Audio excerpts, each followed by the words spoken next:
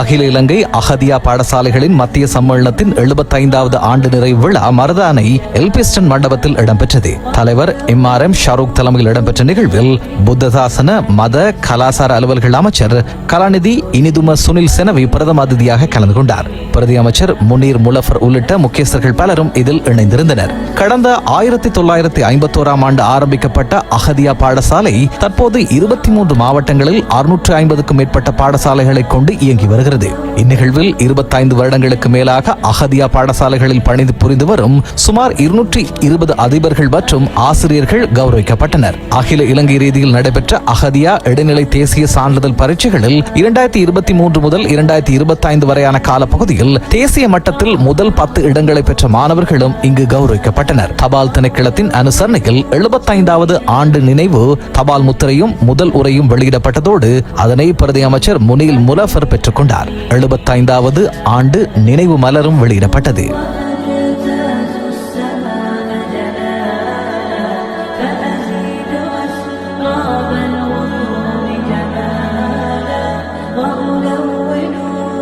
நமது முன்னோர்கள் சத்தம் இல்லாமல் அமைதியாக அடக்கமாக நிறைய பங்களிப்புகளை செய்திருக்கிறார்கள்.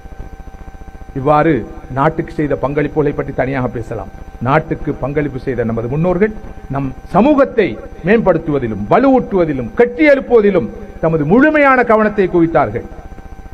நாட்டிலே இருக்கிற மஸ்ஜிதுகளாக இருக்கலாம், மதரசாக்களாக இருக்கலாம், முஸ்லிம் பாடசாலைகளாக இருக்கலாம், முஸ்லிம் தனியார் சட்டமாக இருக்கலாம், இலங்கை வானொலி முஸ்லிம் சேவையாக இருக்கலாம், நாம் அனுபவித்துக் கொண்டிருக்கிற விசேட விடுமுறைகளாக இருக்கலாம், லீவுகளாக இருக்கலாம், அரசியல் பிரதிநிதித்துவமாக இருக்கலாம், இந்த நாட்டிலே இருக்கிற கோடான கோடி பெருமதியுடைய வக்ஃப் சொத்துகளாக இருக்கலாம்.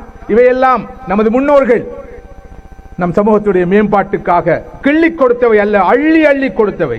தமது அறிவை, ஆற்றலை, திறமையை, செல்வாக்கை அனைத்தையும் நாட்டுடைய மேம்பாட்டுக்காகவும் சமூகத்துடைய மேம்பாட்டுக்காகவும் முழுமையாக அர்ப்பணித்தவர்கள். அவர்கள் எப்போதும் ஆக்கத்துக்கு பங்களிப்பு செய்தவர்கள், அழிவுக்கு அல்ல, பேருக்கு அல்ல, புகழுக்கு அல்ல, பிரபல்யத்துக்கு அல்ல. இத்தகைய ஒரு பரம்பரையில் வந்தவர்கள் தான் நானும் நீங்களும். நாம் இந்த உரிமைகளை நமது முன்னோர்கள் வென்றெடுத்த நமக்கு பெற்று தந்திருக்கிற இந்த உரிமைகளை பாதுகாத்தால் மாத்திரம் போதும், இழக்காமல் இருந்தால் மாத்திரம் போதும். புதிய உரிமைகள் எதனையும் பெற்று தந்ததாக அண்மை கால வரலாற்றிலே எதையும் காண்பதற்கு இல்லை. எனவேதான் நான் சொல்கிறேன், புதிய உரிமைகளை பெறாவிட்டாலும் பெற்று தராவிட்டாலும் பரவாயில்லை, நமது முன்னோர்கள் பெற்று தந்த அந்த உரிமைகளையாவது பாதுகாத்துக் கொள்வோம், அதற்காக உழைப்போம். மதிப்புக்குரிய சகோதரர்களே, சகோதரிகளே, நமது முன்னோர்கள் நமக்கு தந்த அத்தகைய மகத்தான பாத்தியதைகளிலே, பங்கு அளிப்புகளிலே ஒன்றுதான் இந்த அஹதியா கல்வி பேரியக்கம். இந்த நடைமுறை சாத்தியமான, வெரி பிராக்டிக்கலான, அதே நேரம் தாக்கம் மிக்க அடுத்த தலைமுறையை ஈமானோடு, இஸ்லாத்தோடு, தீனோடு போஷித்து வளர்ப்பதற்கு துணை புரிகின்ற இந்த பொறிமுறையை பாதுகாக்கின்ற கடப்பாடு நம் அனைவருக்கும் இருக்கிறது. இது நமது சன்மார்க்க கடமை, இது காலத்தின் தேவை என்பதை நாம் உணர வேண்டும். அஹதியா பாடசாலைகள் மூலம் என்ன நடை பெறுகிறது என்பதை நாம் அறிந்து கொள்ள வேண்டும். சகோதரர்களே, அஹதியா பாடசாலைகளாக இருக்கலாம், இந்த நாட்டிலே இருக்கிற அரபு கலாசாலைகளாக இருக்கலாம், இவை அனைத்து கூடாகவும் நாம் முன்னெடுக்கிற பணி என்ன தெரியுமா? ஆரம்பமாக ஒரு நல்ல இறையடியானை நாம் உருவாக்க விரும்புகிறோம். A good servant of Allah. ஒரு நல்ல இறையடியான். ஒரு நல்ல இறையடியான் நிச்சயமாக அல் இன்சானு சாலிஹ், நல்ல மனிதனாக இருப்பான், நல்ல பண்புகளின் உறைவிடமாக இருப்பான், குட் ஹியூமனாக இருப்பான். ஒரு நல்ல இறையடியான் கண்டிப்பாக கட்டாயமாக அல் முவாத்தினு சாலிஹ், ஒரு நல்ல பிரஜையாக, நட்பிரஜையாக இருப்பான், குட் சிட்டிசனாக இருப்பான். நல்ல இறையடியான் கெட்ட மனிதனாக இருக்க மாட்டான். நல்ல இறையடியான் நாற்றுப்பற்று இல்லாத, தான் வாழும் பூமிக்கு விசுவாசம் இல்லாத ஒருவனாக இருக்க மாட்டான். எனவே அஹதியா பாடசாலைகளுக்கூடாக நல்ல இறையடியார்கள், ஆழமான இறை நம்பிக்கை கொண்ட, மறுமை நம்பிக்கை கொண்ட இறையடியார்கள் உருவாக்கப்படுகிறார்கள். கடந்த 75 ஆண்டு காலமாக தொய்வில்லாமல் இந்த பணி, இந்த மகத்தான பணி, இந்த புனிதமான பணி முன்னெடுக்கப்பட்டு வருகிறது. நான் உண்மையிலே சந்தோஷப்படுகிறேன். இங்கு பாராட்டப்பட்ட ஆசிரியர்கள் கண்டிப்பாக கட்டாயமாக மெச்சப்பட வேண்டியவர்கள், போற்றப்பட வேண்டியவர்கள். அது சாதாரண விஷயம் அல்ல. எனவேதான் நானும் இந்த மகத்தான பணிக்கு கடந்த 35 ஆண்டு காலத்துக்கு மேலாக எனது மட்டத்து சின்ன சின்ன பங்களிப்புகளை செய்து வருகிறேன். காரணம், இந்த பணியுடைய கனதியை புரிந்தவர்களில் நானும் ஒருவர். மதிப்புக்குரிய சகோதரர்களே, சகோதரிகளே, ஒரு சமூகத்தை கட்டியெழுப்ப வேண்டும் என்றால் அந்த சமூகத்துடைய பொருளாதாரத்தை கட்டியெழுப்ப வேண்டும். அந்த சமூகத்துடைய சுகாதார நிலையை மேம்படுத்த வேண்டும். அந்த சமூகத்தின் இளைஞர்கள், யுவதிகள் விவகாரத்தில் கவனத்தை குவிக்க வேண்டும். பெண்களை வலுவூட்ட வேண்டும். அந்த சமூகத்துடைய உட்கட்டமைப்பை மேம்படுத்த வேண்டும். ஒற்றுமையை வலுப்படுத்த வேண்டும்.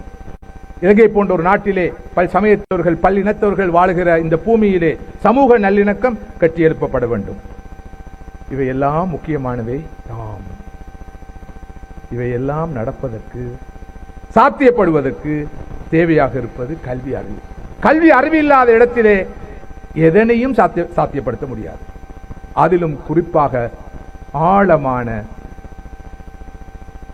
ஆன்மீக அடிப்படையிலான கல்வி அறிவு தேவைப்படுகிறது. வாசியுங்கள், படியுங்கள். ஆனால் பிஸ்மி ரப்பிக்கல் லதீ ஹலக், படைத்த இறைவனுடைய பெயரால் உங்களது படிப்பு அமைய வேண்டும். இறை நம்பிக்கை அடிப்படையாக கொண்ட, ஆன்மீகத்தை அடிப்படையாக கொண்ட படிப்பு தான் நல்ல மாற்றத்தை ஏற்படுத்தும். ஹாதா மின் ஃபத்லி ரப்பி லியப்லுவனி அஷ்குர் அம் அக்ஃபுர் என்று சொன்னார் சுலைமான் அலைஹிஸ்ஸலாத்து வஸ்ஸலாம். அத்தகைய அறிவாக அறிவிருக்க வேண்டும். ஹாதா ரஹ்மத்து மிர் ரப்பி ஃபைதா ஜாஅ வஅது ரப்பி ஜஅலஹு தக்கா வ கான வஅது ரப்பி ஹக்கா என்று சொன்னார் துல்கர்னைன் என்ற அந்த காலத்து பொறியியல் துறை அறிஞர். குர்ஆன் இதனை சொல்கிறது. அவர்கள் இருவரும் தாம் பெற்ற அறிவை அல்லாஹ் தமக்கு வழங்கிய அருள் என்று சொன்னார்கள். பெற்ற அறிவை வைத்து அவர்கள் இருமாப்பு கொள்ளவில்லை. இன்டலெக்சுவல் அரகன்ஸ் என்று சொல்வார்கள். அதனால் அவர்கள் பாதிக்கப்படவில்லை. இத்தகைய ஆன்மீகத்தை அடிப்படையாக கொண்ட அறிவுதான் சமூகத்திலே நல்ல மாற்றத்தை ஏற்படுத்தும். சமகால பிரச்சனைகள் பல உண்டு. அரசியல் நெருக்கடிகளாக இருக்கலாம், பொருளாதார நெருக்கடியாக இருக்கலாம், சூழல் சுற்றாடல் பிரச்சனையாக இருக்கலாம், நோய்களாக இருக்கலாம். ஏன் இன்று நானும் நீங்களும் கண்டுகொண்டிருக்கிற பண்பாட்டு வீழ்ச்சி, ஒழுக்க வீழ்ச்சியாக இருக்கலாம். இவை அனைத்துக்கும் காரணம் என்ன? ஆன்மீக துறையில் காணப்படுகிற பின்னடைவு, ஆன்மீக வறுமை, ஆன்மீக வெறுமை. இதுதான் பிரதானமான காரணம். எனவே நமது அடுத்த தலைமுறை வெறுமனே படித்த தலைமுறையாக வந்து எந்த புண்ணியமும் இல்லை. எல்லா துறைகளிலும் அவர்கள் பிரகாசிக்கட்டும். ஆனால் அவர்களுடைய படிப்பானது கண்டிப்பாக கட்டாயமாக ஆன்மீகத்தை அடிப்படையாக கொண்டு அமைய வேண்டும், ஈமானை அடிப்படையாக கொண்டு அமைய வேண்டும். இந்த வகையில் தான் அஹதியா முக்கியத்துவம் பெறுகிறது. ஈமானை இழந்த நிலையில், இறை நம்பிக்கை இழந்த நிலையில், நாஸ்திக சிந்தனைகளை, வழிகட்ட சிந்தனைகளை, பிழையான கொள்கைகளை சுமந்த நிலையில் நமது பிள்ளைகள் நாளை பட்டதாரிகளாக வந்து என்ன புண்ணியம், படித்தவர்களாக வந்து என்ன புண்ணியம், பல துறைகளில் பிரகாசிப்பவர்களாக வந்து என்ன புண்ணியம்? நமது நாளை மறுமை வாழ்க்கை வீணாக போய்விடும். MSA Mubarak, Tarabi Ahli School Gold.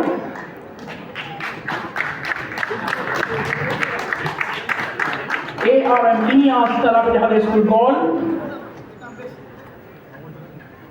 ML Abdul Razak, Tarabi Ahli School Gold.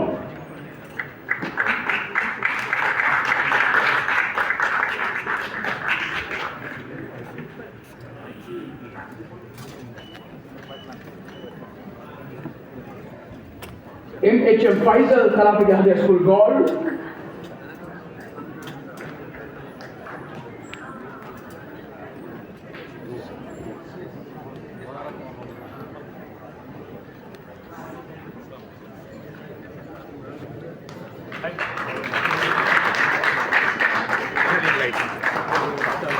Next is Mr. Abdul Razak,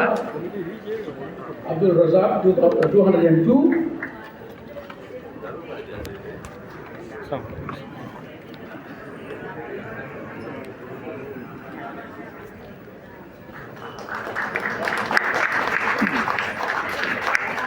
Mr. M.S. Faisal, Talapija High School Gold. Next, Mr. Ahmad Jifri, Talapija High School Gold.